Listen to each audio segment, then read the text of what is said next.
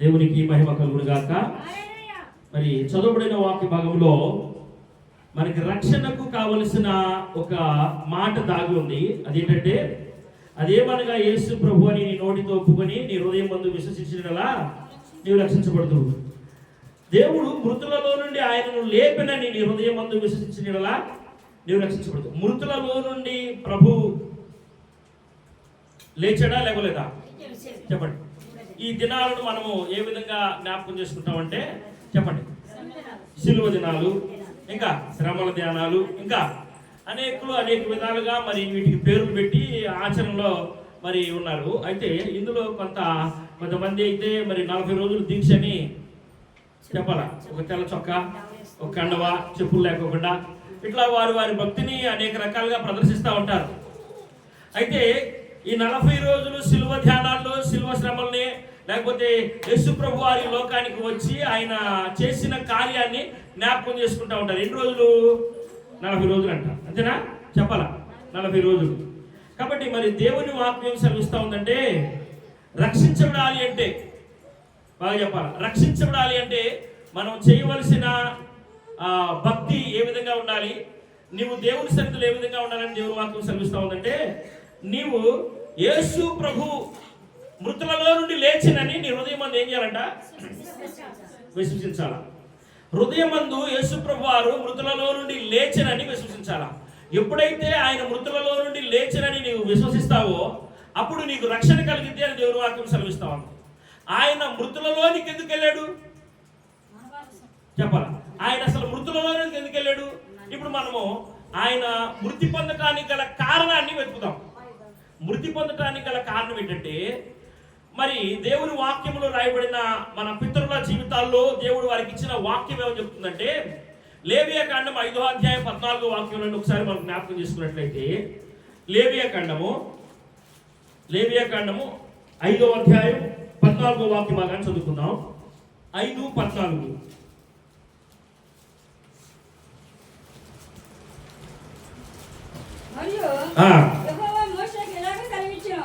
మరియు యెహోవా మోషేకు ఎలాగ సెలవిచ్చెను, ఒకడు యెహోవాకు పరిశుద్ధమైన వాటి విషయములలో ఏంటంట, బాగా వినాలా. ఈ మాటలు బాగా మిమ్మల్ని మధ్యలో అడుగుతా, మీరు అర్థం చేసుకోవాలి. ఆ పదం చదివేటప్పుడు కరెక్ట్గా చదవండి, కరెక్ట్గా వినండి. ఇక్కడ ఒకడు యెహోవాకు పరిశుద్ధమైన వాటి విషయాల్లో పొరపాటున ఏంటంట, పొరపాటున పాపం చేసిన ఎడల తాను చేసిన అపరాధమునకు ప్రతిగా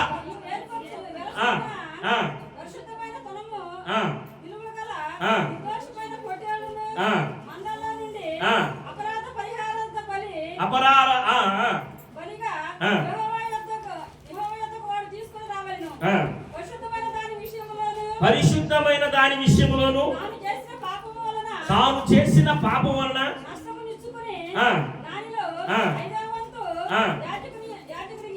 దేవునికి స్తోత్రం, హల్లెలూయా.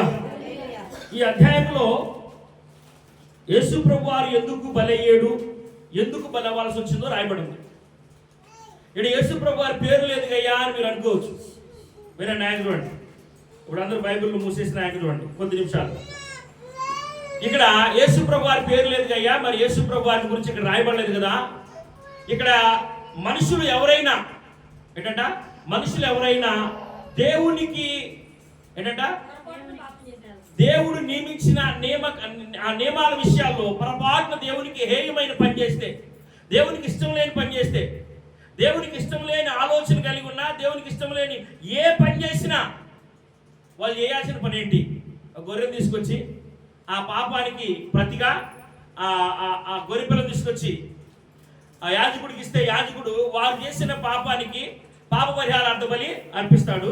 దాన్ని బట్టి ఆ మనిషికి ఏం కలుగుతుందంట? రక్షణ కలుగుతుందంట. అంటే ఆ పాపం నుంచి విడిపించబడతారు.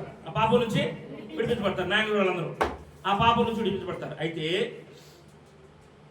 ఇక్కడ దేవుని వాక్యములో ఈ లేవియా కాండంలో ఆనాటి ఇశ్రాయేలుకి దేవుడు ఇచ్చిన ఆ నియమం ఏంటంటే, పొరపాటున ఏదైనా చదవాలి. మరలా ఆ మాట మీకు మరలా గుర్తుంటానికి చదవమన్నా. పొరపాటున పాపము తాము చేసిన అపరాధమునకు ఆగండి తాము చేసిన పాపమునకు ఎలాగో ఆ పాపం చేశారంట పొరపాటును పాపం చేస్తే కోడినో మేకనో తీసుకురండిరా, దాన్ని బట్టి మీకు పాప పరిహారార్థ బలిగా మరి ఆ జంతువుని వధించడం వల్ల మీకు మోక్షం కలుగుద్ది, లేకపోతే రక్షణ కలుగుద్ది, లేకపోతే మీ మీద ఉంచబడిన నిన్న తొలగిపోయింది, మీరు క్షమించబడతారు. మనం ఏ పాపం చేసినా, ఏ అతిక్రమం చేసినా, ఎలాంటి దేవునికి ఇష్టం లేని పని చేసినా కానీ ఆనాటి కాలంలో దేవుడు చెప్తున్న మాట ఏంటంటే అది పొరపాటు చేస్తే, అది అక్కడ ప్రస్తావించాడు, అక్కడ ఆ అధ్యాయంలో 2-3 చోట్ల ప్రస్తావించాడు. పొరపాటును మీరు చేస్తే ఆ పొరపాటున అనే మాట వచ్చింది. అయితే ఈ ధర్మశాస్త్రంలో ఆదికాండం, నిర్గమాకాండం, లేవియాకాండం, సంఖ్యాకాండంలో మనం పొరపాటుని ఏదైనా చేస్తే దానివల్ల విడిపించబడటానికి మరి మనకి కొంత మార్గాన్ని దేవుడు జ్ఞాపకం చేశాడు, కొంత మార్గాన్ని చూపించాడు. ఈ మార్గాన్ని చూపించడం వలన దేవుడు అదే ధర్మశాస్త్రంలో, అంటే అదే ఆదికాండం, నిర్గమాకాండం, లేవియాకాండం, సంఖ్యాకాండం, ద్వితీయోపదేశకాండంలో ఇశ్రాయేలీయుల్ని బహుగా దీవించాడు. చెప్పాలి, ఇశ్రాయేలీయుల్ని ఎంతగానో దీవించాడు. ఎంతగానో దీవించబడిన వారి ఆస్తి కోకొలలుగా ఉంది. ఎవరిని దేవుడు పేరు పెట్టినా కానీ, ఎవరు దేవుని మాటకు లోబడినా కానీ వారిని ఆర్థికంగా బహుగా దీవించాడు. వారి కోడి మందను, దుక్కిటెద్దును, వారి ఒంటెలు, వారి గాడిదలు, వారి పశ్చాత్త అంతా కూడా ఎలా దీవించబడింది? విస్తారంగా దీవించబడిందంట. దీవించబడిందా? విస్తారంగా దీవించబడింది. అందును బట్టి మరి ఆనాటి కాలంలో ఉన్న వారికి దేవుడు, వారు దేవునికి హేయమైన పని చేయటం వలన దేవుడు వారిని ఏం చేశారంటే వారి ఆస్తిలో నుంచి, బాగా అర్థం చేసుకోవాలి, వారి ఆస్తిలో నుంచి ఒక వస్తువుని, అంటే ఒక జీవిని తీసుకొచ్చి బలి అంటున్నాడు. అందువలన వారి సంపదలో నుంచి కొంత పోవటం వలన జాగ్రత్త పడతారేమో. మనుషులకి ఆశ అంటే ఆస్తే కదా, చెప్పండి, మీరు కష్టపడిన ఆస్తి మీద ఆశ ఉండిదా ఉండదా? ఉంది కదా. అది వృద్ధాగా పోతుంటే బాధేస్తుంది. ఇదా ఎవరైనా జేబులో నుంచి ఒక 100 రూపాయలు పోయింది, ఎర్ర టెండలో ఆ వరి నిలబడిపోయి అది ఎక్కడ పడిపోయిందా అని ఎదుగుతూ ఉంటాం. చెప్పులు లేకపోయినా, రోడ్డు మీద కాళ్ళు కాలుతున్నా కానీ ఈ దారిలోనే డబ్బులు పడ్డాయి కాబట్టి ఎదుగుతూ ఉంటాం. అలాగే ఆ దేవుడు కూడా ఒకవేళ ఈ విధంగా వారి మనసు సంపద మీదకి వెళ్ళిపోయింది కాబట్టి ఆ సంపద తరుగుతుంటే పొరపాటు పనులు చేయకోకుండా ఉంటారు. వినండి, పొరపాటున పాపం చేయకోకుండా ఉంటారు, పొరపాటున మరి నాకు హేయమైన పని చేయకోకుండా ఉంటారు, నాకు కోపం రేపుకోకుండా ఉంటారు, నాకు దూరస్తులు కాకోకుండా ఉంటారు. వారు దీవించబడటానికి నేనే కారణం. చెప్పాలి, అబ్రహాం దీవించబడటానికి ఎవరు కారణం అమ్మా? చెప్పండి. అందరూ ప్రశ్నగా సమాధుల్లో మౌనము, అక్కడ తప్పించి ఎక్కడ ఎంత మౌనం ఉండదు. అలాంటి మౌనం మనకు దూరం అయిపోను కాక. హల్లెలూయా, హల్లెలూయా. మీరందరూ చెప్పాలి, మీకు అర్థమైతే నాకు చెప్తా ఉండండి. ఇక్కడ వారు దీవించబడటానికి కారణం ఎవరు? దేవుడే. వారి దీవెన కోల్పోవటానికి ఎవరు కారణం? వారి పొరపాట్లు కారణం. అంటే కొంత తరిగిపోతా ఉంది కదా, ఆ తరిగిపోవటానికి కారణం వారి పొరపాట్లు కారణం. అయితే దేవుడు ఏం చెప్తున్నాడంటే నిన్ను నువ్వు కోల్పోకోకుండా వాటి వలన నీకు మోక్షం కలుగుతుంది. మరలా ఇలా జరుగుతూ ఉంటే దేవుడే ప్రేమస్వరూపి కదా, అందుకనే దేవుడు ప్రేమస్వరూపి అవడం వలన వారికి కావలసినవన్నీ కూడా అనుగ్రహిస్తూ వచ్చాడు. ఇలా అనుగ్రహించడం వలన వారు ఏం చేశారంటే ఈ పొరపాటులా పోయి అలవాటు అయిపోయింది. చెప్పండి, చెప్పండి. హల్లెలూయా, హల్లెలూయా. పొరపాటు ఏమైపోయింది? అలవాటు అయిపోయింది. అందుకనే మరి దేవునికి హేయమైందని తెలిసినా కూడా ఇశ్రాయేలీయులు మరి మాటిమాటికి అదే పాపాలు చేస్తూ, అదే అతిక్రమాలు చేస్తూ, అదే త్రోవ నడుస్తూ ఉండటాన్ని బట్టి దేవునికి బాధేస్తుంది. ఏం చేయాలో అర్థం కావట్లే. ఆయన కూడా దేవునికి ఏమో మనుషులంటే ప్రేమ, ఎందుకంటే వారిలో ఆయన జీవాత్మ ఉంది కాబట్టి, వారు మరి ఆయన సొత్తై ఉన్నారు కాబట్టి, ఇలాంటి నేను ఇంతగా ప్రేమించిన ఈ నరుడు, ఆ ప్రేమను గురించి చెప్పాలంటే దేవుడు మనుషుల్ని ఎందుకు ఎక్కువ ప్రేమించాడో నాకైతే తెలియదు, కానీ మనుషుల్ని ప్రేమించడానికి కొన్ని ఆధారాలు ఉన్నాయి. ఆయన పోలికగా ఉన్నారు, ఇంకా ఆయన జీవాత్మ ఉంది, ఇంకా అయితే మనుషుల కంటే శ్రేష్టమైన వాటిని దేవుడు విడిచిపెట్టాడు, కానీ మనుషుల్ని మాత్రం విడిచిపెట్టలేదు. అందుకని దేవుని వాక్యంలో ఉంది, దీనదశలో ఉన్న వారిని ఆయన వారి మొరంటాను అని అన్నాడు, వారికి సమీపంగా ఉన్నాను అని అన్నాడు. కాబట్టి మరి ఇక్కడ ఈ మనుషుల విషయాల్లో, దేవదూతల విషయాల్లో మనం చిన్న మాట జ్ఞాపకం చేసుకుని మళ్ళీ వాక్యంలోకి వద్దాం. దేవదూతలు పాపం చేసినప్పుడు దేవుడు వాటికి పాప క్షమాపణ అనుగ్రహించడా? వాటి కోసం ప్రాణం ఏమైనా పెట్టాడా? లేదు.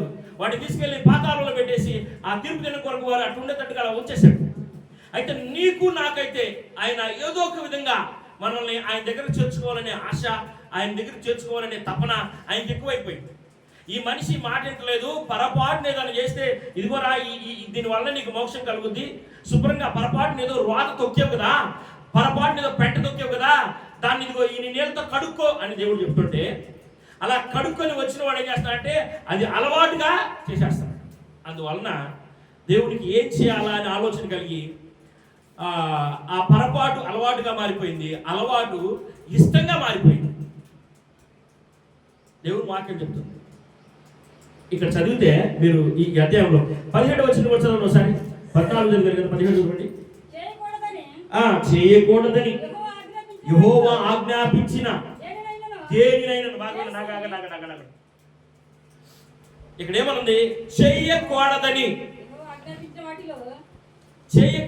యెహోవా ఆజ్ఞాపించిన వాటిలో దేనిని చేసినా గాని ఒకడు పాపి అయిన ఎడల అది పొరపాటున జరిగినను అతడు అపరాధి అయి తన దోషమునకు మరలా చాలు చెప్తాను మరలా చేయకూడదని ఏదైతే చెప్పాడో మరలా అదే చేసావు కాబట్టి ఆ చేసిన దాన్ని బట్టి అది పొరపాటు చేసావు. ఆయనే చెప్తున్నాడు, ఇక నువ్వు చేయకూడదని చేసినాక మరలా పొరపాటు చేసావు కాబట్టి మరలా పొరపాటుని ఆయనే నేను క్షమించేస్తున్నాడు. అంటే మనుషుల పట్ల దేవునికి ఉన్న ఉన్నతమైన ప్రేమను బట్టి యోహాన్ భక్తుడు యోహాన్ రాసిన యోహాన్ సువార్తలో ఈ మాట అంటాడు, దేవుడు లోకమును ఎంతో ప్రేమించాడు, దానికి ఇంత అంత అనే కొలత లేదు. ఆయన ఎంతగా ప్రేమించాడంటే ఎవరైనా ఆయన పొరపాటు చేశాను అంటున్నారు కదా, నేను చేయొద్దన్నది ఇది దాన్ని బట్టి నేను వెళ్ళొద్దన్న చోట పొరపాటును మీరు వెళ్ళారు కదా, పొరపాటున వెళ్ళారు మీరు పొరపాటున వెళ్ళారు కాబట్టి ఏంటంట పొరపాటున వెళ్ళారు కాబట్టి మీరు ఈ పని చేసి మళ్ళీ వెళ్ళకోకుండా చెప్పాలి, వెళ్ళమనండి మళ్ళీ వెళ్ళకోకుండా పొరపాటున మళ్ళా అది చేయకోకుండా అలాగే అక్కడికి వెళ్ళకోకుండా ఎలాగో పొరపాటున వెళ్ళానయ్యా అన్నావు కాబట్టి వెళ్ళకోకుండా అనమాట. అయితే ఇక్కడ రాయబడిన మాట యెషయా గ్రంథంలోకి వస్తారు. ఈ ధర్మశాస్త్రం దాటి ప్రవక్తల గ్రంథాల్లోకి రాజుల చరిత్రలోకి వచ్చేటప్పటికి ఆ రాజుల ఆ విధానంలో యెషయా భక్తుడు ప్రవచించే ఆ మాట మనం జ్ఞాపకం చేసుకుంటే 53వ అధ్యాయం వినండి. యెషయా గ్రంథం 53వ అధ్యాయంలో మనం నిలబడదాం ఈ రోజల్లా. ఈరోజు వాక్య ధ్యానం యెషయా 53వ అధ్యాయంలో నిలబడదాం. వచ్చారా? మొదటి నుంచి చదివినా ఆశ్చర్యం లేదు. మేము మీకు తెలియజేసిన సమాచారం ఎవడు నమ్మెను?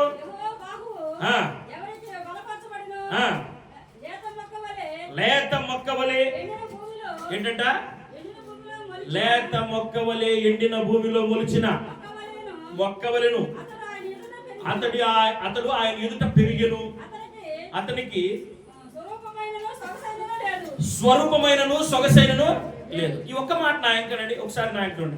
మనం నాకు ఏం చెప్తున్నామంటే దేవుడు మనిషిని ప్రేమించడానికి గల కారణం ఏంటన్నప్పుడు మీరు ఒక మాట చెప్పారు, ఏమన్నారు? మనం ఆయన స్వరూపమై ఉన్నామని అన్నాడు. అంటే నీ ముఖ పోలికలు, నీ అందచందాలు, నీ సౌందర్యం అంతా నీకు ఎవరు ఇచ్చారు? ఆయన ఇచ్చారు.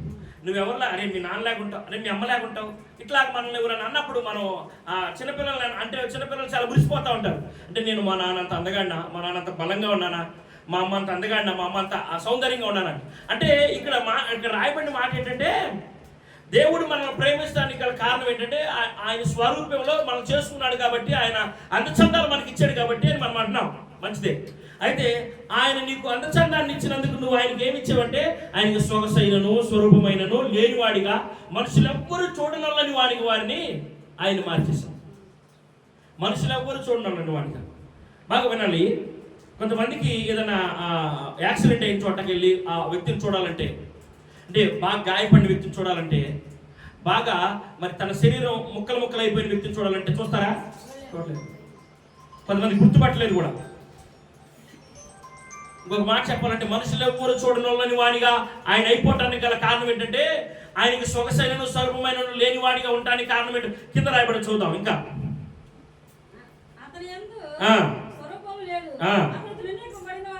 తృణీకరించబడిన వాడాయను, మనుషుల వలన విసర్జించబడిన వాడాయను, వ్యసనాక్రాంతుడు గాను, వ్యాధిని అనుభవించిన వాడు గాను,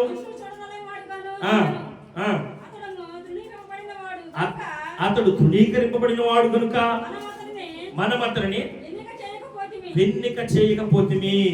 ఎన్నిక చేయకపోతిమి. ఆగండి. ఇక్కడ ఒక మాట చెప్తానండి. కొంతమంది ఈనాటి లోకంలో ఉన్న కొంతమంది ప్రభుని ఎరగని వారు యేసు ప్రభు వారిని నమ్ముకోవాలంటే మరి వాళ్ళు తీసుకునే నిర్ణయం ఏంటంటే యేసు ప్రభు నమ్ముకోండి అంటే వారు ఏం చెప్తారంటే అసలు 3 పేగులు వీక్కోలేనాడు, ఆయన నమ్ముకుంటే ఆయన మనల్ని ఏం కాపాడతాడు. లోకంలో ఉన్న వారి తీరు, లోకంలో ఉన్న అపవాది వారి మనసును ఏ విధంగా బండబార చేసిందంటే, మృదత్వం లేకోకుండా చేసిందంటే, రాతి గుండిగా ఎందుకు మార్చేసిందంటే, ఆ రాతి గుండి కలిగిన వారు అంటున్న మాట ఏంటంటే అసలు 3 మేకులు పీక్కోలేనోడు, కొడాలతో కొట్టేటప్పుడు తప్పించుకోలేనోడు, వారిని ఆ కొడా దెబ్బలో నుంచి విడిపించబడలేనోడు, ఆ శిలువ శ్రమ నుంచి విడిపించబడలేనోడు మనల్ని ఏం రక్షిస్తాడు అనే ఆ ద్వారంలోకి వెళ్ళిపోయారు. అయితే అపవాది వారి నేత్రాలు ఏ విధంగా మూసేసిందంటే ఆయన ఆ విధంగా కాటానికి కారణం నేనే అనేది తాను గుర్తించలేని స్థితిలోకి వెళ్ళిపోయారు మనుషుడు. అతను చేసిన పాపాలను బట్టి, మనుషుడు చేసిన పాపాలను బట్టి మరి మనము ఏ విధంగా అనేక రీతులుగా మనం దేవునికి వ్యతిరేకమైన పనులు చేసామో, చేయొద్దన్న పని చేసామో, వెళ్ళొద్దన్న చోటుకి వెళ్ళామో, పొరపాటున అన్నది అలవాటులో పోయి వ్యసనంగా మారిపోయి ఆ వ్యసనం ఇష్టంగా మారిపోయింది. ఇక్కడ చూడండి, ఇదే అధ్యాయంలో చెప్తాడు ఇది ఇష్టంగా మారిపోయిందని. 6వ వచనం చదవండి. మనమందరము గొర్రెల వలె త్రోవ తప్పిపోతుంది, మనలో ప్రతివాడు తనకిష్టమైన త్రోవకు తిరిగి. నేనండి ఇక్కడ పొరపాటు తొలిగాడనుందా? లేవే కాలంలో చదువుకుంటేనే పొరపాటు అన్నాడు. ఇక్కడ యెషయా గ్రంథంలో ఏమన్నాడంటే వారికి ఇష్టమైన చోటుకి వెళ్ళిపోయారంట. వారికి ఇష్టమైన చోటుకి వెళ్ళిపోయారు. ఈ సందర్భంలో నేను ఒక ఆయన జ్ఞాపకం చేయాలని నా మనసు త్వరపెడుతుంది. మీ అందరికీ బాగా తెలుసు, సుపరిచితుడు, మనలో కొంతకాలం ఉండిపోయిన ఆయన. వినండి, మనలో కొంతకాలం ఉండిపోయిన వాళ్ళే, అంటే విశ్వాసులేం కాదులే, ఈ సంఘంలో నుంచి వెళ్ళిన వాళ్ళు కాదులే, కానీ క్రీస్తులో నుంచి బయటికి వెళ్ళిన వాళ్ళ సంగతి చెప్తున్నా. వినండి, యేసు ప్రభు వారు ఈ లోకంలో ఉన్నప్పుడు ఆయనకు బాగా స్నేహితులుగాను, బంధువులుగాను, రక్త సంబంధికులుగాను అనేకులు ఉన్నారు. వారు అందరికంటే కూడా దేవుడు బాగా ప్రేమగా ఎంచిన వారు ఆయన శిష్యులకు 12 మంది ఉన్నారు. చెప్పాలి, చాలా మందిని పిలిచారు, అందరూ వెళ్ళిపోయారు. వాళ్ళు ఎంతమంది నిలబడ్డారు? 12 మంది నిలబడ్డారు. ఈ 12 మందిలో యూదా ఇస్కరియోతు అనే ఆయన మనకు అందరికి తెలుసా? యూదా ఇస్కరియోతు ఆలోచన అంతా ఎక్కడుంది? ధనం మీద. ఈ ధనం మీద ఉండటాన్ని బట్టి అతను దృష్టి 5 రొట్టెలు 2 చేపలు చేసినప్పుడు, అద్భుతం చేసినప్పుడు, ఆయన యేసు ప్రభు వారితో తిరిగినప్పుడు జరిగిన ఆ సూచక్రియలు, మహత్కార్యాలు, వాటన్నిటిని చూసినప్పుడు అతనిలో చలనం లేదు. తన ఆత్మ అక్కడ జరిగిన సన్నివేశాల్లో దేన్ని బట్టి కూడా ఆశ కలగల. తనకి ఏది కూడా ఆశ కలగల. పక్షవాయువు కలిగినప్పుడు వాడిని లేపినప్పుడు ఆయన అక్కడే ఉన్నాడు. గుడ్డివాడిని బాగు చేసినప్పుడు అక్కడే ఉన్నాడు. ప్రభువారు ఆ 3.5 సంవత్సరాల్లో చేసిన పరిచర్యలో యూదా ఇస్కరియోతు అక్కడే ఉన్నాడు. ఆయన చేసిన అద్భుతాల్లో ఏ అద్భుతం కూడా తనకి ఆశ్చర్యాన్ని కలిగించడం కానీ, లేకపోతే ఆ జరిగిన సన్నివేశం తన హృదయంలో గుర్తుండిపోయేది ఏది లేదు, జ్ఞాపకం లేదు, ఆలోచనలోకి రావట్లా. అంటే మనకి ఏదైనా ఒక రోజు, ఈ రోజు ఏదైనా ఒక మనకి ఇష్టమైనది జరిగినా, లేకపోతే ఏదైనా విచిత్రమైనది మనం చూస్తే ఉంటే చాలా నాటి తర్వాత కూడా చెప్పుకుంటా ఉంటాం, పలానా రోజు జరిగిందని చెప్పుకుంటారా? కానీ అంత మనుషులు ఎవరు చేయలేని కార్యాలు ఆయన చేస్తే, చేసినప్పుడు ఆ 3.5 సంవత్సరాలు ఆయనతో ఉండి, అలా ఉండటం కూడా ప్రత్యేకంగా మరి కొంత బాధ్యత కలిగి కూడా ఉన్నాడు. అంటే కొంత బరువు కూడా అతని మీద, ఇది కొంచెం సరిగ్గా ఇడు నిలబెడతలేదు, మనసు ఇక్కడ పెడతలేదు అని చెప్పి కొంత బాధ్యత చెప్పాడు. ఏం చేశాడు? డబ్బు సంచి ఇచ్చాడు. అప్పుడన్నా కొంచెం ఇక్కడ జరిగే ఈ పరిచర్య మీద దృష్టి పెడతాడేమోనని, కొంచెం డబ్బు సంచి ఇచ్చాడు, కొంత బాధ్యతనిచ్చాడు. ఇలా ఈ బాధ్యతని ఇవ్వటాన్ని బట్టి అతనికి ఏమన్నా అక్కడ జరిగే అదంతా ఏమన్నా జ్ఞాపకం ఉందా? ప్రభువారు వారి కోసం ప్రయాసపడేది ఏమైనా కొంచెమైనా జ్ఞాపకం చేసుకున్నాడా? జ్ఞాపకం చేసుకో. చాలా మంది ఈ లోకంలో ఉదాహరణకు చెప్తారు, తల్లిదండ్రులు బిడ్డలను ఏ విధంగా పెంచుతారంటే కని పెంచి వారి సర్వస్వాన్ని కోల్పోయి బిడ్డల కొరకు ఏదో ఒకటి చేయాలని ప్రయత్నం చేస్తారు. అవునా? వారు లేమిలో ఉండి కూడా, అందుకే దేవుని వాక్యం ఏం చెప్తా ఉందంటే వారు చెడ్డవారు ఇండి పిల్లలకు మంచి ఉన్ని, నేను ఏమైపోయినా బాధ లేదు, నా పిల్లలకు మాత్రం మంచి భవిష్యత్తుని ఇవ్వాలి. వాళ్ళ కోసం అంత ప్రేమించిన ఈ తల్లిదండ్రులు విడిచిపెట్టి ఎవరైనా చిన్న సాయం చేస్తే, చిన్నగా నేను నిన్ను ప్రేమిస్తున్నాను, నువ్వు చాలా అందంగా ఉన్నావు అన్నా కానీ, అంటే చిన్నగా చెప్తున్నాను, అర్థం చేసుకోండి. ఇంతకాలం నిన్ను ప్రేమించి, ఇంతకాలం నీకు కావలసినవి అన్ని ఇచ్చి, నీకోసం ఇంత ప్రయాసపడిన వాళ్ళని ఏం చేస్తారు వీళ్ళు? చిటుకుని మర్చిపోతారు. చిటుకుని మర్చిపోయి ఏం చెప్తారంటే, నన్ను ప్రేమించారు, నా కోసం ఇదిగో ఈ పని చేశారు, లేకపోతే నా కోసం ఇదిగో ఇది. ఎప్పుడు వారి జీవితాంతం చేశారా? ఎప్పుడో ఒకసారి. అట్లాగే ఎప్పుడో ఒకసారి నీకు సహాయపడిన వాళ్ళ కోసం నువ్వు తల్లిదండ్రులను విడిచిపెట్టి వెళ్తానన్నావు అనుకో, అది కరెక్టా? చెప్పండి, కరెక్టా? కాదు కదా. అపవాది కూడా ఈ లోక సంబంధమైన ఆశ ఇలా చూపించింది, ఒక్కసారి చూపించింది. ఏమందంటే యూదా ఇస్కరియోతుని శాస్త్రులు పరిచయాలు కొంతమంది సర్దుకాయలు పట్టుకున్నారు. యేసు ప్రభువుని పట్టుకోవడానికి వారు పన్నాగం పని ఉన్నారు. అయితే వారిని యేసు ప్రభువుని పట్టించాలంటే మరి మనము ఇన్ని సంవత్సరాల నుంచి 33.5 సంవత్సరాలు ఆయన బతికారు, 33.5 సంవత్సరాలు ఆయన పట్టుకోవడానికి మనకి ఏం కూడా అవకాశం దొరకట్లేదు. కాబట్టి వారిలోనే బాగా వినాల, వారిలోనే వారి వారి వారి కూటమిలోనే ఒక్కరిని విడదీయాలి. ఒక్కరిని కనుక బయటికి లాగితే, వాడి ద్వారా రహస్యాలు పట్టుకుంటే, విన్నారా? బాగా అర్థం చేసుకోనండి. వాడి ద్వారా మెల్లిగా వాడిని బయటకు లాక్కొచ్చి, వాడితో మెల్లిగా స్నేహం చేసి, వాడికి కావలసిన ఏదో ఆశ చూపించి, వాడికి కావలసిన ఆశ అంటే వాడి బలహీనత ఏంటో కనుక్కుంటారు కదా, మెల్లిగా సహవాసం చేస్తారు. విశ్వాసంతో కూడా కొంతమంది అన్యులు సహవాసం చేస్తారు. చేసి ఏం చేస్తారంటే మెల్లిగా 4 రోజులు సహవాసం చేస్తారు, 5 రోజులు సహవాసం చేస్తారు. ఈ చేయటాన్ని బట్టి ఇక్కడ ఏం జరుగుతూ ఉంటుందంటే, నీలో ఉన్న మెతకదనం అలా గ్రహిస్తారు. ఈ గ్రహించి మా నాన్న నన్ను ఊరికే మాటి కొడుతున్నాడు, మాటికి తిడుతున్నాడు, నన్ను నేను ఇంత పని చేస్తాడు తిడుతున్నాడు ఏంటి, నేను చేసేది మా నాన్న కనపడతలేదా అని అన్నాం అనుకో, రే మీ నాన్న మామూలుడు కాదు రే, మీ నాన్న మామూలుడు కాదు రే, మీ పాస్ గారు మామూలుడు కాదు రే, మీ పాశం గారు మామూలు కాదు రే, ఇలా మెల్లగా దొరపడతారు. కొంచెం కదా సందు దొరికేదానికి దూరిపోతారు. ఇప్పుడు వాస్తవానికి జరగవలసింది ఏంటంటే, ఈ 12 మందిని దేవుడు ఎందుకు ఏర్పాటు చేశాడంటే, సర్వలోకానికి వెళ్ళి సర్వ సృష్టికి నా సువార్తను ప్రకటించి, సర్వ సృష్టికి వెళ్ళి నాకు శిష్యులను తయారు చేయమన్నాడు. వినండి, మీకు అర్థమవుతుందా? నిన్నెందుకు దేవుడు రక్షించాడంటే, నీవు బయటికి వెళ్తున్నావు కదా, ఇక్కడ వాక్యం విని ఇక్కడ నువ్వు పొందుకున్న మేలు నువ్వు బయటికి వెళ్ళి అనేకులకి ఆ పంచి అనేకులు పట్టుకురావాలా. దేవుని ఎదుట నీవు నీ విశ్వాసాన్ని కనుపరచడానికి నీవు ఒక విశ్వాసం కనుక విశ్వాసాన్ని కనాలా. ఒక గొర్రె పిల్ల కట్టది, కనకపోతే అంటారు గొడ్రాలు అంటారు. విశ్వాస గొడ్రాలితనంలోనికి వెళ్ళకోకుండా ఉండాలని దేవుని ఆశ. అందుకనే దేవుడు ఏం చేశారంటే 12 మంది ఏర్పాటు, అనేకులు వచ్చారు, వారిలో కొంతమంది నిలబడ్డారు, కొంతమంది నిలబడలేదు, 12 మంది చివరికి నిలబడ్డారు. ఈ 12 మందిలో నిలబడ్డ వారిలో వారి ఎడల దేవునికి ఉన్న ఉద్దేశం ఏంటంటే, మీరు సర్వసృష్టికి వెళ్ళి నా శిష్యుల్ని చేయండి. చెప్పండి భారంగా. కానీ ఇతను పోయాడు కదా, ఇతను పోయి ఆ శాస్త్రులు పరిచయులకు మెల్లిగా సహవాసం చేశాడు, స్నేహం చేశాడు. ఇతను చేయవలసిన పని ఏంటంటే, వాళ్ళందరినీ కూడా దేవుని వైపు చెప్పాలా. చెప్పండి, వాళ్ళందరినీ కూడా దేవుని వైపు తిప్పాలా. వాళ్ళందరినీ దేవుని వైపు తిప్పుకోకుండా మెల్లిగా ఇతనిలో ఏముంది అని వారు గ్రహించేసి, ఇతనిలో ఎక్కడ కూడా లూజు లేకోకుండా ఉంటే బాగుంటుంది. గాలి కూడా దూరకోకుండా గుప్పిడి ముడవగలిగిన వారు ఎవరు లేదు, ఉండరా? ఎవరు లేదు. అందుకనే దేవుని వాక్యం సెలవిస్తున్న మాట ఏంటంటే, ఒక్కడు నీతిమంతుడు, అందరూ పాపం చేసి దేవుడు అనుగ్రహించి మహిమను పొందలేదు. కాకపోతే ఇక్కడ మరి ఈ 11 మంది కూడా, ఈ 11 మందిలో ఏమి దొరకలా. 11 మంది కూడా అనేక సార్లు వాళ్ళ విషయంలో వచ్చేమో, కానీ 11 మంది నిలబడ్డారు. 12వ వాడు దొరికాడు, వాళ్ళు చిన్న లూజు కనపడింది, మెల్లిగా వాడిని పట్టుకున్నారు. వాడికి ఏం ఆశ అంట? ధనాపేక్ష, డబ్బులంటే ఆశ, బ్రతుకు తెరువు అంటే ఆశ. వాడికి దేవుని కంటే కూడా ఎక్కువగా ధనాన్ని ప్రేమిస్తున్నాడు. మిగతా వాళ్ళందరికీ కూడా ధనం అవసరమే, ఇది గుర్తుపెట్టుకోండి ముందు. మిగతా 11 మందికి కూడా ధనం అవసరమే, అవసరమా లేదా? మిగతా 11 మందికి కూడా భూమి అవసరమే, మిగతా 11 మందికి కూడా అన్ని అవసరాలు, అన్ని వస్తువులు అన్ని అవసరమే. కానీ వాళ్ళు ఏం ఆలోచిస్తున్నారంటే, ఈయన యందు మనం విశ్వాసం వస్తే మనకు కావలసినవన్నీ కూడా మనకు దేవుడు అనుగ్రహిస్తాడు. వారు దేవుని పనిలో ఉండాలనుకున్నారు. ఇప్పుడు అలా కాదులే, మెల్లిగా అమ్మితే ఏమొస్తుంది? ఏ ఆశ అయితే ఉందో ఆశను బట్టి, అయ్యా నీకు ఇదిగో ఇన్ని వెండి నాణ్యాలు ఇస్తాం, దీన్ని బట్టి ఆయన పట్టించు, నీకు ఎటు అవసరం కదా, నీకు ఇష్టం కదా అన్నారు.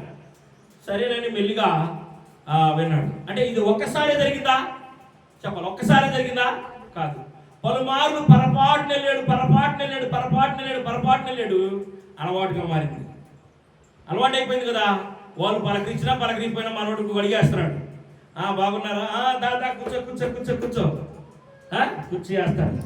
ఇప్పుడు విశ్వాసి అపవాది ఏం చేస్తాడంటే ఆ విధంగా విశ్వాసాన్ని చేరదీసి మెల్లిగా తనకు కావలసిన అవన్నీ కూడా ఏమేమి ఉన్నాయి అవన్నీ కూడా మెల్లిగా ఇచ్చేస్తూ ఉంటాడు. కాబట్టి ఈ పొరపాటు వెళ్ళింది అలా అలవాటు పోయి వ్యసనంగా మారిపోయి చివరికి యేసుప్రభు నమ్ముకునే స్థాయికి దిగజారిపోయాడు. చెప్పండి, చివరికి యేసుప్రభు నమ్ముకునే స్థాయికి దిగజారిపోయాడు. కాబట్టి మరి ఇక్కడ ఏమన్నాడంటే మనలో ప్రతివాడును తనకిష్టమైన త్రోవకు తొలగిను. మనలో ప్రతివాడును తనకిష్టమైన, మనమందరము గొర్రెల వల్ల త్రోవ తప్పిపోయాము. ఇక్కడ చెప్తున్నాడు చక్కగా మనం అందరం గొర్రెలు నాయన. మనం మనమే అనవసరంలా.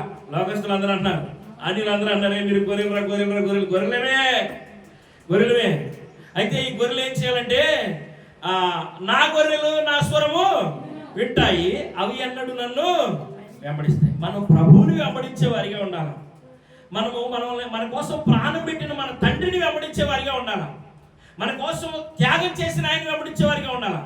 ఇంతకాలం కని పెంచిన వాళ్ళు చేసిందల్లా మర్చిపోయి ఎవడో ఒకడు బాగుండవు అనగానే ఎవడో ఒకడు చిన్న సాయం మంచినీడు ఇటుమో లేకపోతే ఏదో సహాయపడ్డారు. దానికి వాడు ఎవడో పరిగెడితే విశ్వాసం మాలిన అంటారు. అవునా? చెప్పండి, విశ్వాసం మాలిన అంటారు అంటారు. కాబట్టి ఇక్కడ దేవుని వాక్యం చెప్తున్న మాట ఈనాటి సందర్భంలో ఇప్పుడు మన క్రైస్తవులందరూ ఆచరిస్తున్న ఈ శ్రమల దినాల్లో మనం నేర్చుకోవాల్సిన మాట ఏంటంటే 40 రోజులు కాదు వినాలి. క్రీస్తుకి దీక్ష తీసుకోవాల్సింది 40 రోజులు కాదు. ఆయన చెప్తుంది 40 రోజులు కాదు, జీవితకాలం దీక్ష తీసుకోమన్నాడు. ఎంతకాలమో? జీవితకాలం. అంతం వరకు నమ్మకంగా ఉండాలా. అంతం వరకు నమ్మకంగా ఉన్నవాడే రక్షించబడినట్టు దేవుని వాక్యం శ్రమిస్తూ ఉంది. కాబట్టి నమ్మకత్వాన్ని కోల్పోయిన యూదా ఇస్కరియోతు లేక మనం ఎవరు కూడా ఉండకూడదు. నమ్మకత్వాన్ని కోల్పోవడానికి యూదా ఇస్కరియోతు కారణం ఏంటంటే యూదా ఇస్కరియోతు స్నేహం చేసేటప్పుడు ఎవరితో స్నేహం చేసినా అని చెప్పి గ్రహించలేకపోయాడు. వారు వేసే ఆ వల ఎలా ఉండిద్దా, వారు వేసే ఉచ్చు ఎలా ఉండిద్దా, ఆ ఉచ్చుని నేను విడిపించుకోగలనా విడిపించుకోలేనా, వారి మాటలకు నేను బయట పడతానా పడలేనా అనే ఒక అవగాహన లేకపోకుండా దూరిపోయాడు. అలా వెళ్ళిపోవడం వల్ల వారు చూపించిన ఆశను బట్టి అక్కడ నిలిచిపోయాడు. అందుకని మరి అతన్ని దేవుడు ఏమైనా చేయించుకుంటాడా? అతని గురించి అంతా తెలిసి అతను మోసపోతాడని తెలిసి అతడు మోసపోయేది కాక నన్ను అవమానపరుస్తున్నాడని కూడా తెలిసి పలుమార్లు ఏం చేశాడు? హెచ్చరించాడు. ఎప్పటి వరకు హెచ్చరించాడు? చివరి గడి వరకు హెచ్చరించాడు. చివరికి ఆ పస్కా పండుగ రోజు వారు బలలో చేయబెడుతున్నాడు. ఇదిగో నాతో పాటు ఈ పాత్రలో చేయి వేసిన వాడు నన్ను ప్రభువా నన్ను క్షమించయ్యా, నన్ను క్షమించు. ఇక్కడ ఒక మాట ఉంది మనం మొదటిగా చదువుకున్నాం. అదేంటంటే యేసు ప్రభువాన్ని నోటితో ఒప్పుకొని ఆయనను మృతులలో నుండి లేపినని నీ హృదయమందు విశ్వసించినలా నువ్వు రక్షించబడతావు. మనము ఒప్పుకునేది నలుగురు చెప్పవసరలా, చెప్పవసరం. యేసు ప్రభువాన్ని హృదయమందు విశ్వసించి నువ్వు నోటితో ఒప్పుకొని నీ హృదయమందు ఏమి ఒప్పుకోవాలంటే నా కోసం ఆయన ప్రాణం పెట్టాడు, నా కోసం ఆయన తిరిగి లేచాడు, నా కోసం ఆయన మరలా పునరుద్ధానాన్ని సిద్ధపరిచాడు, నా కోసం ఒక స్థలాన్ని సిద్ధపరుస్తున్నాడు. ఇవి నమ్మాలా. ఇవి నీ హృదయమందు ఇటు విశ్వాసం ఉంటే మనం నిరీక్షణ కలిగి ఉంటాం. విశ్వాసులకి ఇటు నిరీక్షణ లేకపోతే, పునరుద్ధానం ఉంది అనే నిరీక్షణ లేకపోతే వారి విశ్వాసం వ్యర్థం. మన పోరాటం ఏంటి? మన ప్రయాణం ఏంటంటే పునరుద్ధానం కొరకు. చెప్పండి, మన ప్రయాణం ఏంటి? పునరుద్ధానం. ఇప్పుడు ఈ పునరుద్ధానంలో పాలువాడైన వారిలో 11 మందిలో యూదా ఇస్కరియోతున్నాడా? లేడు. కాబట్టి మనం జారిపోయే వారు లేకుండా ఉండకూడదు. పొరపాటు ఏదైనా జరిగినప్పుడు మన జీవితాల్లో దిద్దుబాటు చేసుకోవాలని దేవుడు ఒక మార్గాన్ని చెప్పాడు. ఆ మార్గము దాటి అది అలవాటుగా మారిపోయింది. అది అలవాటుగా మారిపోయినాక మరలా ఇంకొక మాట చెప్పాలా, అది ఏ విధంగా వెళ్ళిపోయింది? వ్యసనంగా వెళ్ళిపోయింది. చాలా చోట్ల పరిచర్యలు ఏ విధంగా జరుగుతూ ఉంటాయి అంటే క్రైస్తవుల్లో ఉన్న విధానం చెప్తున్నాను. ఒక విశ్వాసిని వీళ్ళు కష్టపడి కనరు. వీళ్ళు చేసే పని ఏంటంటే పొప్పిస్తాం, ఉప్పిస్తాం, బియ్యమిస్తాం. ఇది నేను బాగా ఎరుగుదును. నాకు సన్నిహితులు, నాకు బంధువులు, నా రక్త సంబంధికుల్లో కూడా నేను ఎట్లాంటివి చూశాను. అంటే ఏదో ఒకటి ఆశ చూపించి బియ్యం నెలకు ఒక బస్తా బియ్యం వేయటమో, నెలకు ఒక 2,000 రూపాయలు డబ్బులు ఇస్తాము. అలాగా ఇక్కడ ఉన్నారు చూసావా, వీళ్ళు యూదా ఇస్కరియోతుని మెల్లిగా పడుతున్నారు కదా. ఈ యూదా ఇస్కరియోతు లాంటి వాళ్ళు ఉంటే దొరుకుతారు. యూదా ఇస్కరియోతు లాంటి వాళ్ళు ఉంటే దొరుకుతారు. ఈ దొరికిన వాళ్ళ వలన వాళ్ళు నష్టపోయేది కాక వాళ్ళు ఎవరికి అవమానం తీసుకొస్తారంటే సంఘానికి అవమానం తీసుకొస్తారు. వీళ్ళు దేనికి ఆశపడి వెళ్తున్నారు? పప్పు, ఉప్పు, ఉల్లిపాయ, బస్తా బియ్యం, లేకపోతే 2,000 రూపాయల డబ్బులు.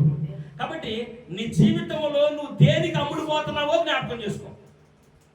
స్నేహానికి అమ్ముడుపోతున్నావా?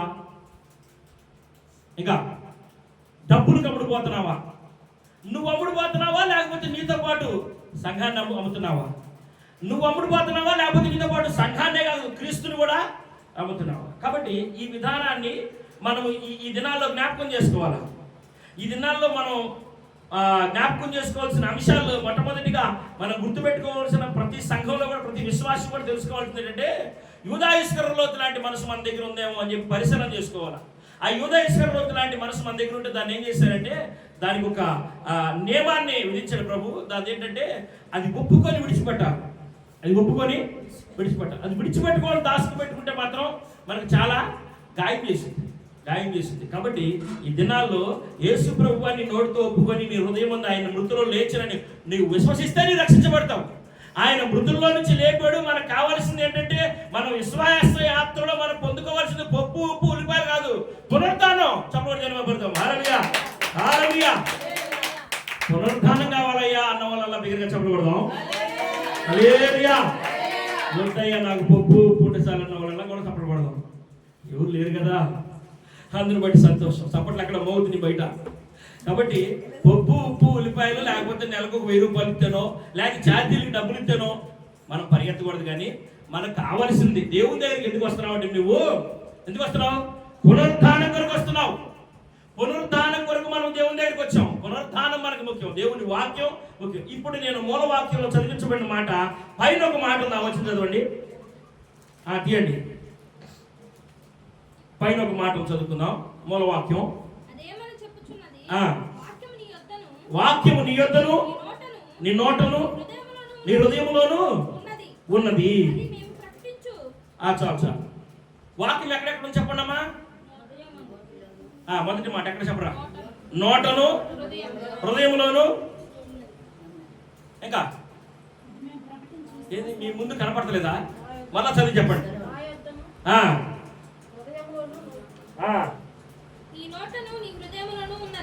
నీ నోటను నీ హృదయంలోను.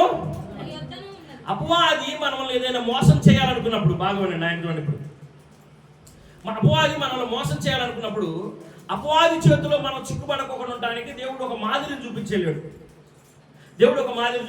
అదేంటంటే యేసు ప్రభు వారు బాప్తిసం తీసుకున్న తర్వాత ఆయన 40 దినాలు 40 పగళ్ళు ఉపవాసం ఉండిన పిమ్మట ఆ శోధకుడు ఆయన యొద్దకు వచ్చి, ఆ శోధకుడు ఎక్కడికి వచ్చాడు? ఆయన యొద్దకు వచ్చాడు. ఆ శోధకుడు ఆయన యొద్దకు వచ్చి, నువ్వు దేవుని కుమారుడు అయితే ఈ రాళ్ళు రొట్టెలన్నట్లు ఆజ్ఞాపించు, ఎందుకంటే నీకు ఆ శక్తి ఉందిగా. నువ్వు దేవుని కుమారుడు కదా, నీ నోటితో ఏం చెప్తా జరిగింది కదా. నీరసంగా ఉన్నావు, వాస్తవమే. నీరసంగా ఉన్నాడా లేదా? బలహీనంగా ఉన్నాడు, తన శరీరం బాగా బలహీనమైపోయింది. కాబట్టి ఇదిగో నీకు వచ్చిన సలహా ఇస్తాను, నువ్వు చేయగలిగిన పనే ఇదిగో చక్కగా రాళ్ళు రొట్టెలన్నట్లు ఆజ్ఞాపించి తినమని. ఇది భౌతికమైన ఆలోచనతో ఆలోచిస్తే మాత్రం మంచి సలహా ఇచ్చాడుగా. ఈ సలహా వల్ల తప్పేం లేదుగా, మంచి సలహాయే కదా అని అనుకుంటాం. కానీ నీ నోట్లో వాక్యం ఉంటే, నీ హృదయంలో వాక్యం ఉంటే, ఇక్కడ ఏం చెప్తుందంటే మనందరికి బాగా తెలిసిన మాట ఏంటంటే, హృదయం నిండిన దాన్ని బట్టి నోరు. ఆయన హృదయంలో దేవుని వాక్యం ఉంది కాబట్టి ఆయన నోరు మాట్లాడింది. ఏమంది? మనుషుడు రొట్టె వల్ల మాత్రం కాదు కానీ దేవుని నోటి నుంచి ప్రతి మాట వలన జీవించును. వాక్యం లేకపోతే ఎదుటోడు సులువుగా మనల్ని మోసం చేసేస్తాడు, సులువుగా. ఎందుకంటే వాడి పేరే సులువుగా చుచ్చులు పెట్టేవాడని. సులువుగా చుచ్చులు పెట్టేవాడు. వాడు చుచ్చులు పెట్టేవాడు ఏం చేస్తాడంటే ఇంటింటికి తిరుగుతాడు, ప్రతి గొల్లి తిరుగుతాడు, ప్రతి సందులో తిరుగుతాడు, కిటికీలు దగ్గర చూస్తాడు. ఎందుకు? చుచ్చు పెట్టాలా. చుచ్చు పెట్టి నీతో ఆడికి ఎప్పుడు చుట్టరికం లేకపోయినా, స్నేహం లేకపోయినా, బంధురికం లేకపోయినా చక్కగా నువ్వు ఎదిరినప్పుడు నవ్వుతాడు. ఎందుకు? 4 సార్లు నవ్వితే 5వ సారి నువ్వు పలకరిస్తావుగా. 4 సార్లు నవ్వుతాడు, 5వ సారి అన్నా అంటావా? బ్రదరు అంటావు. ఇక తర్వాత 3వ సారి 6వ సారి ఇంటికి వచ్చి కూర్చుంటాడు. ఏంటమ్మా ఇట్ట అంటే కదా. కాబట్టి సులువుగా చుచ్చులు పెట్టి అపవాదిని మనం ఎదిరించాలంటే మన దగ్గర ఏముండాలంటే వాక్యం ఉండాలి. ఏముండాలా? వాక్యం ఉండాలి. అందుకని దేవుని వాక్యం ఏం చెప్తుందంటే, తోడేళ్ళు, గొర్రెలు ఉంటాయి, తోడేళ్ళు కూడా ఉంటాయి. గొర్రెల్లాగానే కప్పుకొని వచ్చి మెల్లిమెల్లిగా గొర్రెల్లాగానే ఆ ముసుగు వేసుకొని ఆ మందలోకి వచ్చి మెల్లిగా ఒక్కొక్క గొర్రెని పట్టుకొని వెళ్ళిపోతా ఉంటాడు తోడేళ్ళు. అలాగే జరుగుతుందా? లేకపోతే ఏమన్నా విడిగా సింగిల్గా ఉన్నదాన్ని పట్టుకుంటా? మందలోకి మెల్లిగా గొర్రెల్లాగానే దూరింది. అది మొయ్యగలిగింది, లేకపోతే బలహీనంగా ఉన్నది, రుచి కలిగిందా, లేత మాంసాన్ని చూసి పట్టుకొని వెళ్ళిపోయింది. కాబట్టి అపవాది కూడా సంఘంలో జ్వరపడిపోయి ఏం చేస్తారంటే, విశ్వాసుల జీవితాల్లో ఎవరు జీవితంలో వాక్యం లేదో, ఎవరి హృదయంలో వాక్యం లేదో, ఎవరి నోటిలో వాక్యం రాదో అట్లాంటి వారిని మెల్లిగా బలహీనపరుస్తారు. అందుకనే దేవుని వాక్యం ఏం చెప్తుందంటే, మన మూల వాక్యంలో నీ నోటితో ఒప్పుకొని, యేసు ప్రభువు నీ నోటితో ఒప్పుకొని, నీ హృదయం మంది ఏమి విశ్వసించాలంటే, నా కోసం ఆయన మరణించాడు, నా కోసం ఆయన తిరిగి లేచాడు, ఆయన పునరుద్ధానమై తిరిగి లేచాడు, ఆ పునరుద్ధానంలో నేను కూడా పాలివారిని, నా ప్రభు ఆయనే, నా ప్రభు ఆయన. ఆ విధంగా నీ ఒప్పుకోలు, ఆ విధంగా నీ విశ్వాసం ఉంటే నిన్నెవ్వడు కూడా మోసం చేయలేడు. చెప్పండి, నన్ను మోసం చేస్తారా?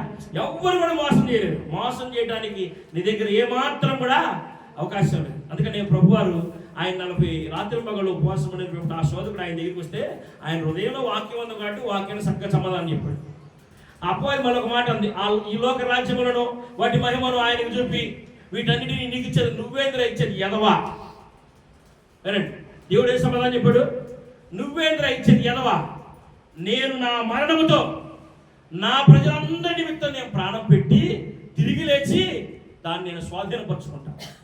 నువ్వెందరినైతే మోసం చేసావో, ఎందరినైతే నీ వలలో వేసుకొని నీవు ఏ విధంగా అయితే ఆ మోసపూరితమైన మాటల్లో లేకపోతే మోసపూరితమైన పనుల్లో ఈ లోకాన్ని ముంచెత్తేసావో, కాబట్టి ఆ లోకం నీ బంధకాల్లో లేకపోతే నీ ఉచ్చులో నీ వలలో ఉన్న ఆ మనుషులను, ఈ రాజ్యాన్ని నా రాజ్యంగా నేను మార్చుకుంటా. ఇది నా రాజ్యం, నువ్వు ఇచ్చేది, దీన్ని నిర్మించినని నేను, అంతేనా అన్నాడు ప్రభు. నిర్మాణకుడు నేను, నిర్మించిన వాడిని నేను.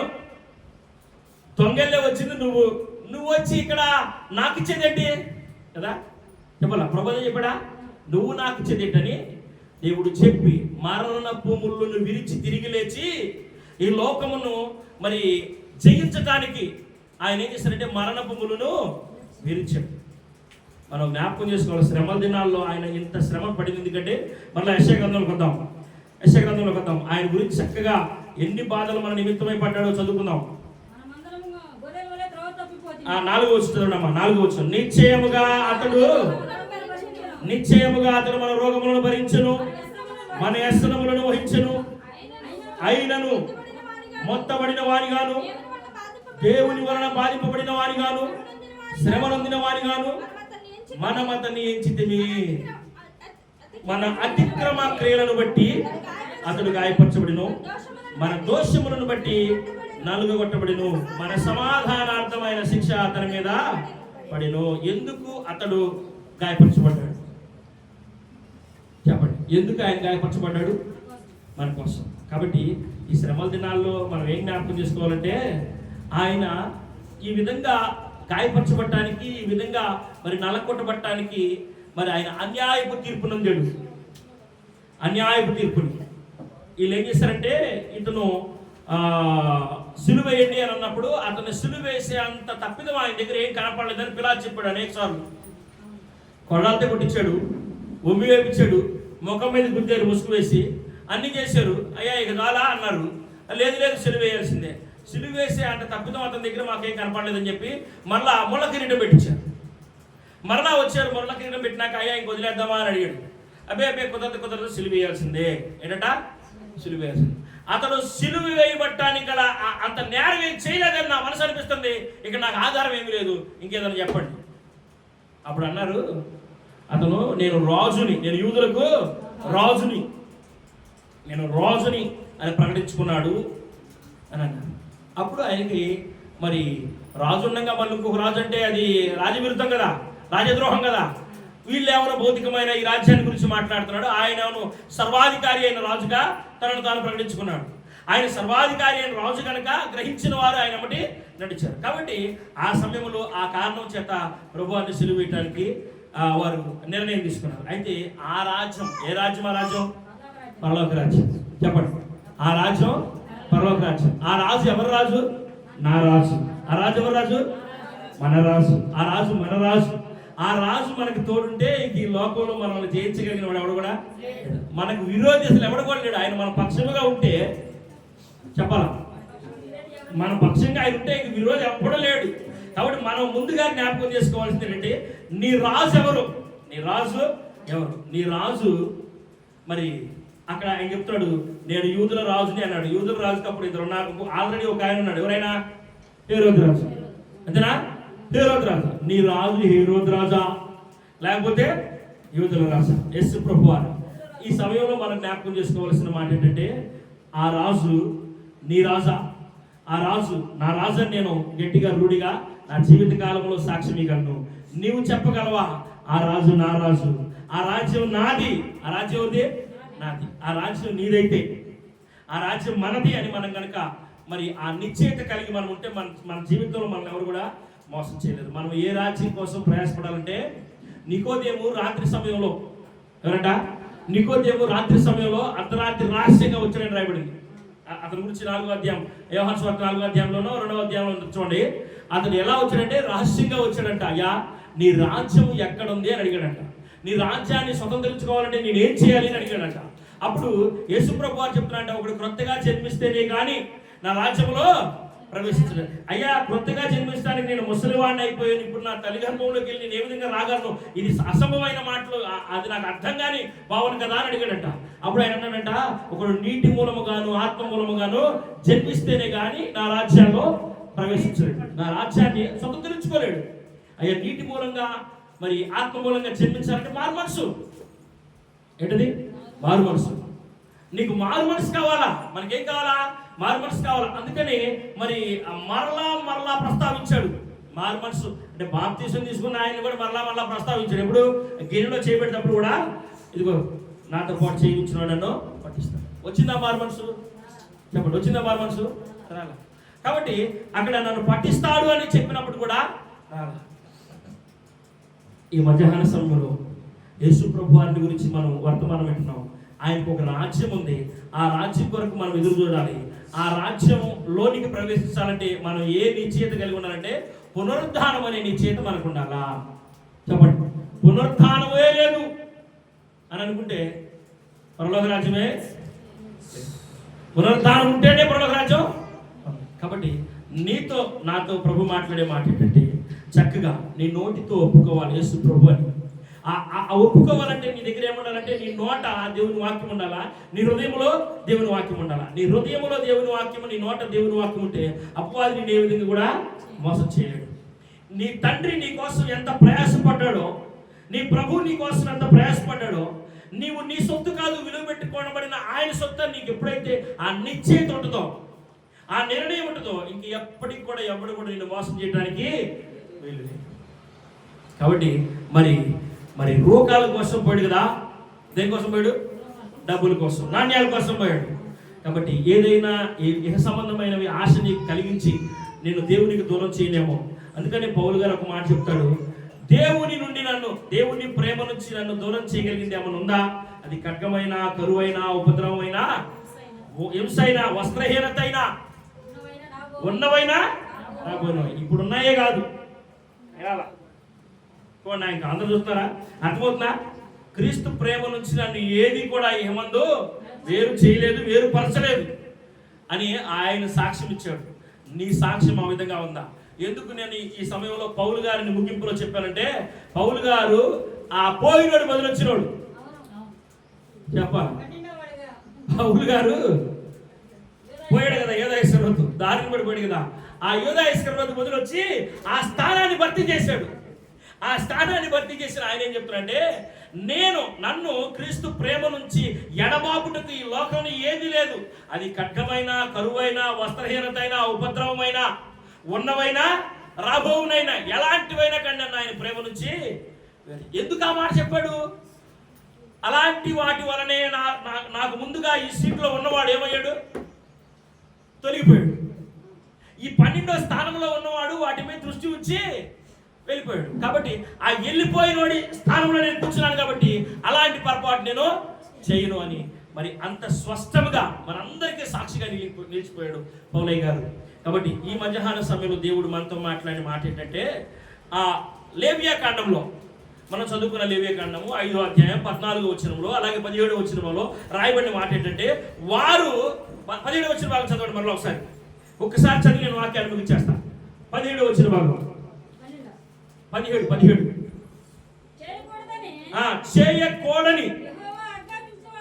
చేయకూడదని యెహోవా ఆజ్ఞాపించిన వాటిలో ఏదైనాను చేసి ఒకడు పాపము చేసిన ఎడల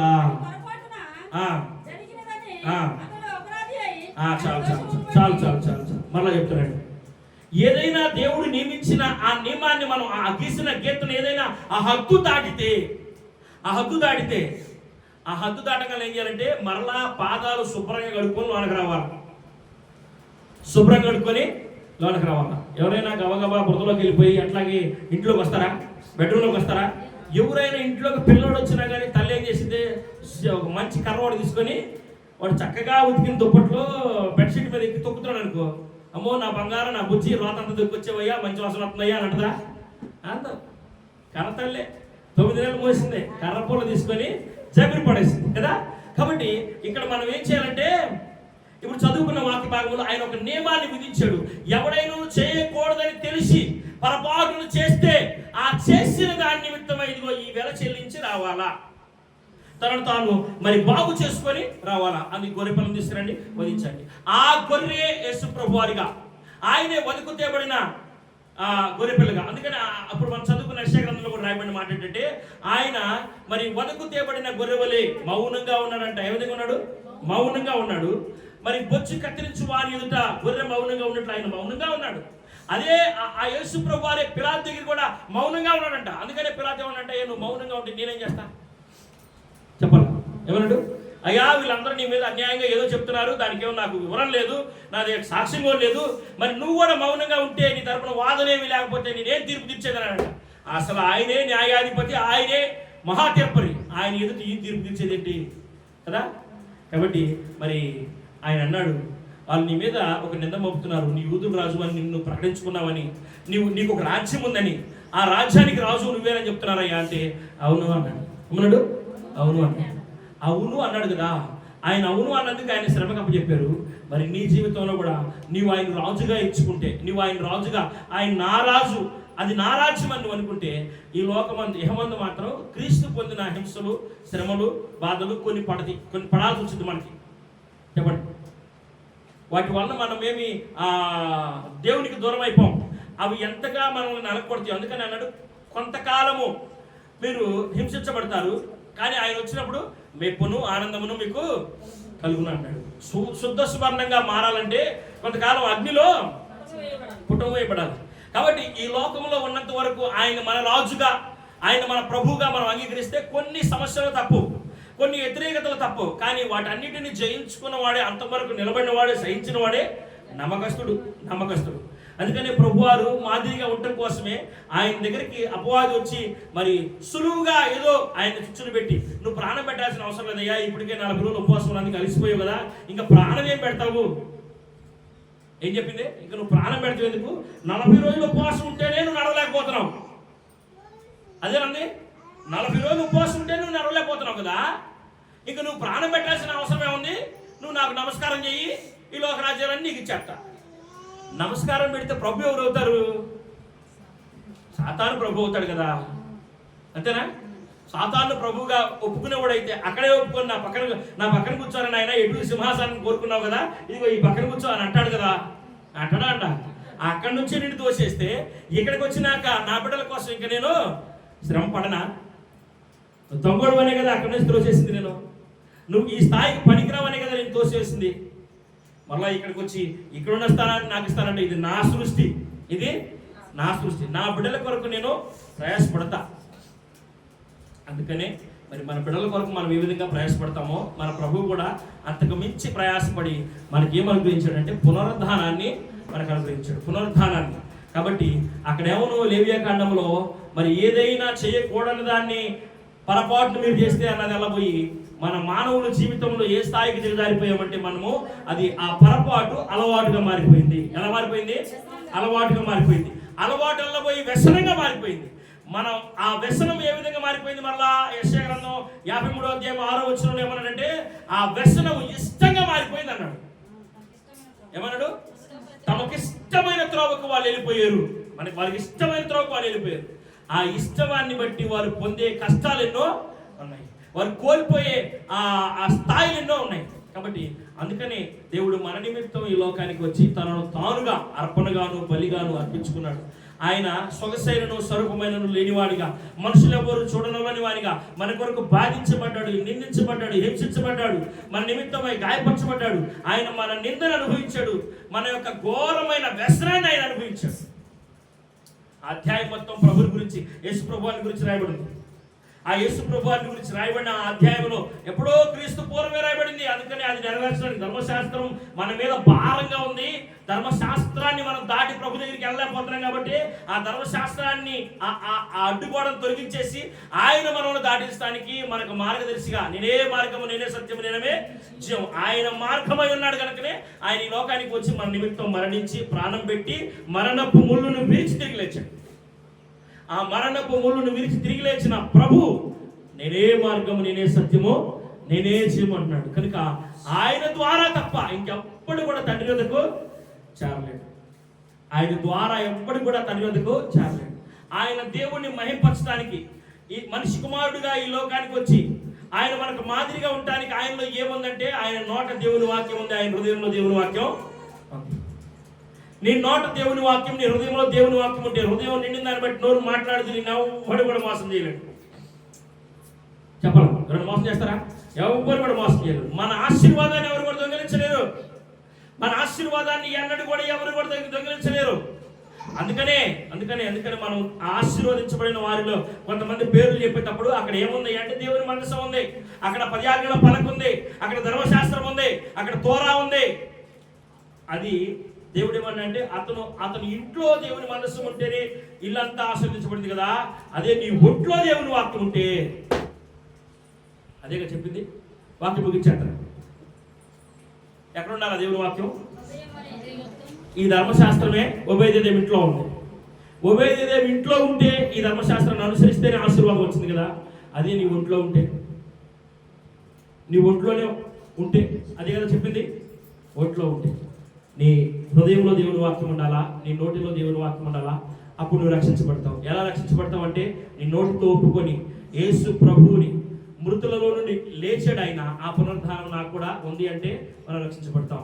కాబట్టి మనం రక్షించబడాలి అంటే, ఆ రక్షణ కొనసాగించాలి అంటే మన దగ్గర ఏముండాలంటే దేవుని వాక్యము ఉండాలి. దేవుని వాక్యం లేకపోతే అపవాది మనకు మీద వలేస్తాడు, సులువుగా చుచ్చులు పెడతాడు, మనల్ని గలిబిలి చేసేస్తాడు. అందుకనే యేసు ప్రభు వారు మనకి మాదిరిగా ఉండి ఆయన అపవాదిని ఎలా ఎదిరించాలో, మరి అపవాదిని ఎదిరిస్తానికి కావాల్సిన నీకు సర్వాంగ కవచాన్ని దేవుడు నీకు అనుగ్రహించాడు. నేను వాక్యం ముగిస్తున్నాను. మనం రక్షించబడటానికి గల కావాల్సిన ఆ మూల వాక్యం ఏంటంటే దేవుని వాక్యాన్ని మనం ఎప్పుడు కూడా పఠించేవారిగాను, మన హృదయంలో దాచుకునేవారిగాను ఉండాలి. అప్పుడే దుష్టుడు మనల్ని ఎక్కడ కూడా మోసం చేయకోకుండా మనము నిలబడగలం ప్రభు కొరకు.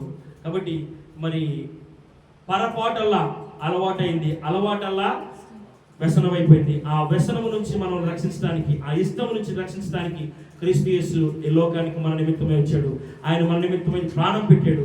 ఆయన మనకి పునరుద్ధానాన్ని ఇవ్వడానికి, ఆ మరణపు ముళ్ళుని మనం జయించలేని, మనం ఓడించలేని, మనం ఆ మరణం ఏదైతే ఓడిపోతూ ఉంటే మనల్ని గెలిపించడానికి ఆయన లోకానికి వచ్చి ఆయన మరణపు ముళ్ళును విరిచి జయించి మనకి జయశీలుడుగా నిలబడ్డాడు. మనల్ని ఆ మరణంలో నుంచి జీవంలోనికి దాటించడానికి యేసు ప్రభువు ఈ లోకానికి వచ్చాడు. కనుక మనం దేవుని మీద దృష్టి ఉంచి రోగాల మీద కానీ, ఇంకా పప్పు ఉప్పు ఉల్లిపాయల మీద కానీ మనం గురించగా దేని మీద ఉంచాలా? దేవుని మీద ఉంచాలా. దేవుని మీద వచ్చి మనం అంతవరకు నమ్మకస్తులుగా ఆయన మహిమలో పౌలు గారు చెప్పినట్లుగా క్రీస్తు ప్రేమ నుంచి నన్ను ఎవరు కూడా ఎడబాపలేరు. అది ఖడ్గమైన, కరువైన, ఉపద్రవమైన, వస్త్రహీనతైన మరి ఏదైనా నేను దేవునిలో ఉంటా అని అన్నాడు. ఆయన దేవునిలోంచి నన్ను ఎవరు ఏరు చేయలేరు అన్నాడు. ఆ విధంగా నిన్ను మనమందరినీ ప్రభు తన ఆత్మచేత నడిపించును గాక. ఆమె తలవంచని ప్రార్థన చేసుకుందాం.